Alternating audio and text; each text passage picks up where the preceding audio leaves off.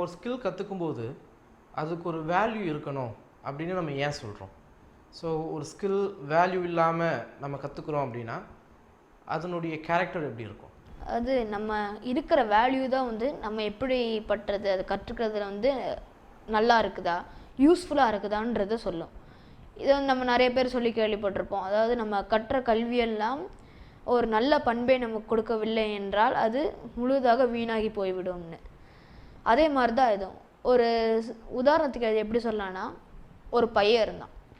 இந்த பையன் வந்து பல ஆசிரியர்கள்ட்ட போயிருக்காங்க, எனக்கு இதை சொல்லித்தாங்க, வில்லு விடுறதெல்லாம் சொல்லித்தாங்கன்னு சொல்லி. யாருமே அவன் ஒன்றும் சேர்க்கலை. ஒரே ஒரு ஆசிரியர் மட்டும் என்ன பண்ணாங்க, இன்னொரு பையனை கூப்பிட்டு ஒரு வில்லையும் அம்பையும் கொடுத்து மேலே பறக்கிற 4வது பறவை அப்படின்னு சொன்னான். கரெக்டாக அடிச்சிட்டான். அதே இதை கொடுத்து 5வது பறவை அப்படின்னு சொன்னோன்னே 6வது பறவையை குறி வச்சு அந்த பையன் அடித்தான். ஏன்னா அந்த பையன் வந்து நீ தப்பாக அடிச்சிட்ட அப்படின்னு அந்த இன்னொரு பையன் சொன்னாங்க.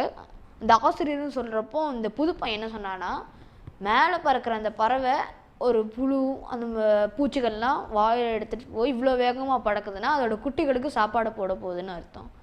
இந்த நேரத்தில் நான் அதை அடித்தேன்னா அந்த முழு குடும்பமும் பசியில் வாடி செத்து போகிறதுக்கு பல வாய்ப்புகள் கூட இருக்குன்னு சொன்னாங்க.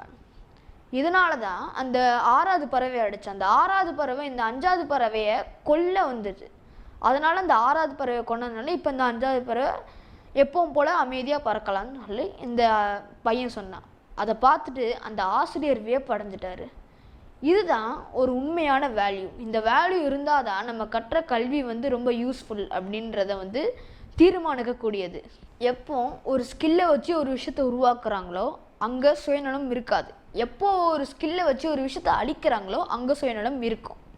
இந்த ஸ்கில்ஸ் இல்லை இந்த இன்டெலிஜென்ஸ்லாம் நம்மளுக்கு இல்லைனாலும் அதை வந்து நம்ம ட்ரெயின் பண்ணி கொண்டு வரலாம் அப்படின்றது தான் ஃபைன்ஸ் அகாடமியில் நம்பப்படுறது.